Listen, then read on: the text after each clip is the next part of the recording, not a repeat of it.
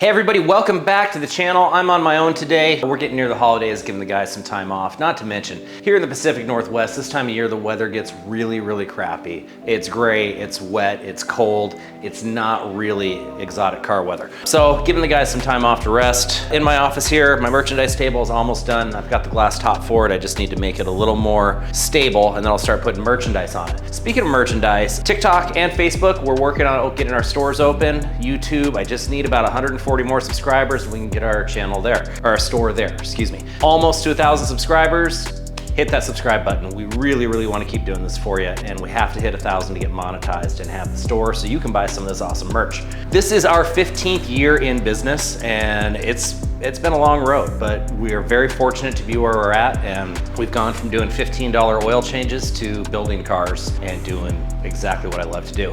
We got a lot of projects going on. Let me take you out in the shop and give you an update as to what we have right now.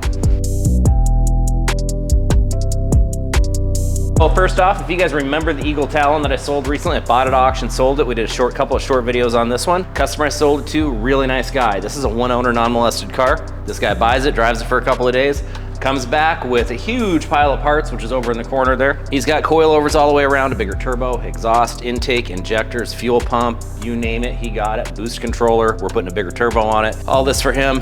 This car is gonna be a lot of fun when it's done. Really nice to see somebody who not only buys a car from us, but when they wanna modify it, they come back and have us do it. That makes me really feel good about the cars that I sell, because I don't sell Toyota Corollas, I don't sell Toyota Camrys, I sell fun cars. I sell things that people really want. I grew up in the 80s and 90s, and this stuff takes me back, and it's nice to see other people do the same.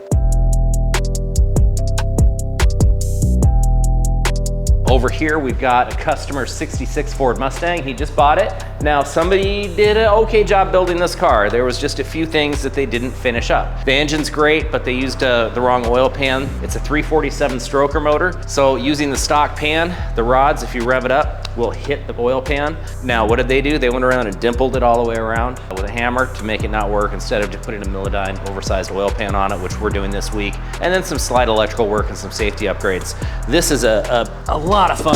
4-speed, was a 289, it's a 347 stroker. Would I have done it this exact way? No, I would have upgraded to like the March underdrive system and some things like that to make it a little more aesthetically pleasing, but it's not my car, I didn't build it, so it's what it is, but it's a nice car overall. Right here, you know what's under it. I know you're dying to see it. We've had 16,000 views on the first video of building this car. It's not quite ready though. I really want to show you guys. I want to take the cover off and I want you to see it, but it's not quite there yet. It's got paint on it. I haven't done the riv nuts. I don't have my wheel spacers yet to get the right offset. It's just not quite there. But if you check our Instagram, you can see a teaser of it. Over here in the corner, this is two projects here. First one, my wife's 1972 Corvette. We found this car, it was just a shell with the paint on it. There was no frame, there was no engine, no wiring, no nothing.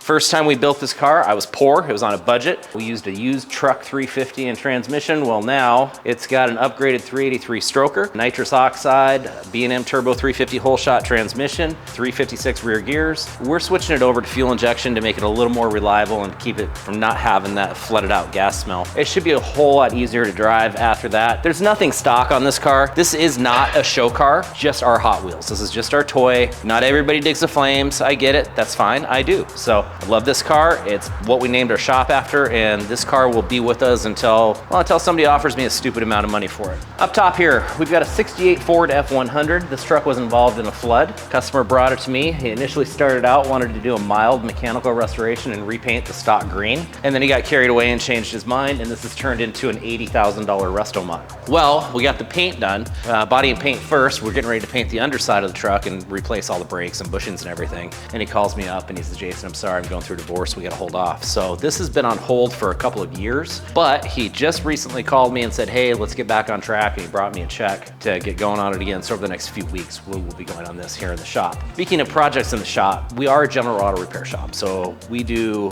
a lot of different things, from brakes and tune-ups and timing belts. We do roughly $1 million a year in sales with 2 technicians. I should have 4. Now, I had 4 earlier this summer, which is why I agreed to take on the next project, which is the 1923 Ford T-Bucket.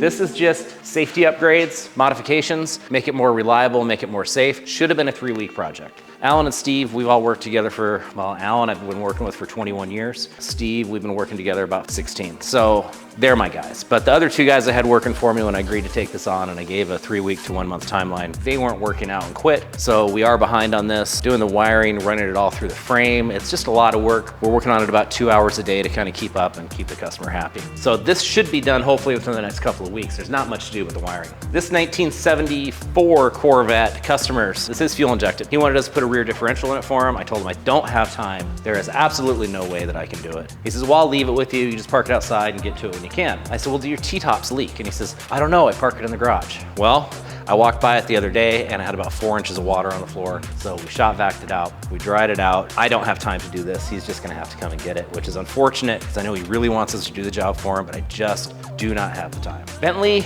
we have a couple of things we're waiting on. A lot of the vacuum hoses for the front, for the emission, or for the vacuum system, we're on back order. We're still waiting for those so we can put the front end back together. The rear bumper I ordered the same time I ordered the front months ago, has been delayed and back ordered. It is supposed to ship on the 11th of this month, so hopefully we'll have the rear bumper. The spoiler for the rear twice has been rejected by customs. It is on its 3rd and final try right now. We'll see what happens. If they don't let it through, I'm just gonna have to figure out something else with the rear spoiler. Over here for the Porsche 924 project, as I've said before, it's at the body shop. I wanted to make it the nicest 924 to ever sell. I wanted it to be the most expensive one to ever sell. So I found these really nice OE phone dial wheels that have been refinished, that are in fantastic shape.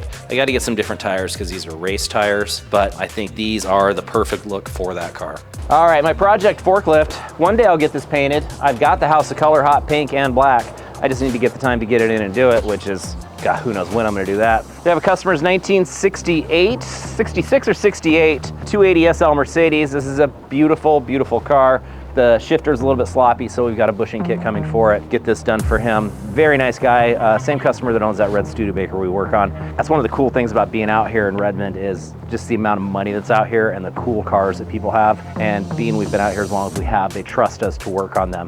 You don't take this kind of car to just any shop. You only take it to somewhere you trust, and that trust has to be earned. And I'm really proud that our customers feel that way about us.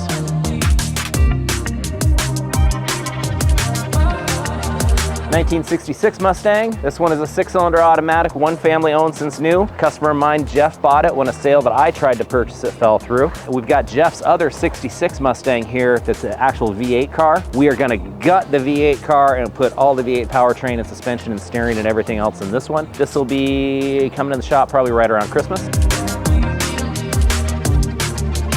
So as you remember, I sold my SL63 Mercedes to fund some of the Bentley build and some other things. Well, part of that money I used, I bought this very nice 2012 CLS 550, not an AMG. My other one was an AMG, sorry. Got here from Texas, go to start it up. Sounds like the timing chains are gonna explode. I do have the timing chains to put in it. Unfortunately, it's 23 hours of labor with an engine out, and Steve's the only guy I have that can do it, and I've got him clearly backed up on other things, so this one is waiting. Eventually, maybe someday I'll actually get to drive my car. You know, I say that a lot with my cars because here's my Maserati, still sitting here, still on the original tank of gas I bought it with 5 years ago. This car I have over $20,000 in parts in, and I'm still on the original tank of gas. That's just how much has gone wrong with this car. It needs a clutch. I just can't bring myself to spend the $4,000 on it. I'm going to, I think probably first of the year, I'll get a clutch in this car. I do love driving it. It's a fantastic experience. But my problem with doing that is I just know it's gonna break again. And so it's a lot of money to put into that to have that happen. But you know, when you drive cars and you wanna look like you won the lottery 20 years ago, that's what you get. Next up, so we've got the 92 Dodge Stealth. Clearly from a business standpoint, this car makes no sense for my car lot to put the money in it that I have. I don't always make good financial choices, but I do love to put joy in people when they buy cars. And so I know this car is gonna bring somebody a lot of happiness. I love looking at it. I love driving it. It takes me back to my high school days. And I think with the modern updates that we've done to it, really a good looking car.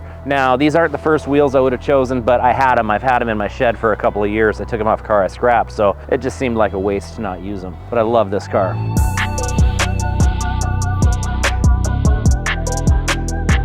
Speaking of poor financial decisions, I don't think this was a bad decision. I think this was a good one, but unfortunately, life happens, and I've been way too busy to get to this car. Somebody make me an offer on this Baja. It's a rolling shell, clean title, rust-free. It's just going to shit out here, and I don't have room for it inside, so somebody make me an offer on this car. Somebody's gonna love it. I do, I did, somebody just buy it. This is a 1970, 71 Chev C10. This is a one-owner truck. It's on consignment for a customer. It's been here for a couple of years. It is original old man truck. I don't know why it hasn't sold. 305, 3 on the tree, just as it came out of the factory. Somebody should buy this truck. It's been sitting way too long. That's another project I just don't have time for. Then we've got Sandy, my 2011 Mercedes E350 that I bought out of Florida. I call it Sandy because Hurricane Sandy happened the same time that I bought this car. Now, I called the dealer in Jacksonville after the hurricane. They said the car did not get underwater. Water did not touch their lot. They were safe from the hurricane. Car gets here, it's full of sand, had clearly been involved in the hurricane. I called my insurance company. They said because the seller denied that it was in a hurricane, they wouldn't cover it. So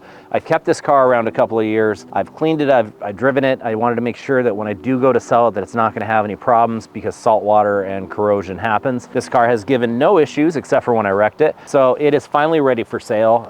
No check engine lights, nothing like that. I feel confident selling it to a customer, but I have marked the price down drastically. This car should be about $17,000. I've got it for $8,000, which is what I paid, just because of the potential that it might have been in a hurricane. This is a fantastic car, also a lot of fun to drive. I got a thing for Mercedes, if you can't tell. And here's my I got scammed, not by the seller, but by the selling dealer who tried to screw me on a title. We've got this car fixed. We got everything going with it. I am waiting for an ABC module so the suspension will work properly again. The selling dealer on this car, I've called him out a couple of times. Absolute piece of garbage. Just refused to transfer the title because he didn't like my attitude. Well, I did a storage lien and got a title that way, so don't try and scam me. Don't try and scam people. Even if you're a dealer and you don't like somebody, just do things the right way. It saves everybody a lot of hassle. But this 2003 S55 AMG has high miles, but is in very, very, very good shape. It is still an extremely fast car, but like any of these highly appreciated luxury cars, you know, they all have issues. Seat massagers don't work, little things like that. That's to be expected with these. That's where we're at on our projects. The Aston Martin is sitting in my garage at home. The Porsche's at the body shop. We got a lot going on. All these other cars you see out here, these are all customer cars, things we're doing for customers, and it's a lot, and for two guys. So we do the YouTube channel and we run the shop, and it's a ton of work. So if we don't have a video out every single week, it's not because we don't want to, but we are looking for a full-time videographer. I'm also looking for an assistant in the office, and I'm looking for 2 more technicians. So we want to be around another 15 years, and we want to keep things going, so don't forget to like, share, and subscribe.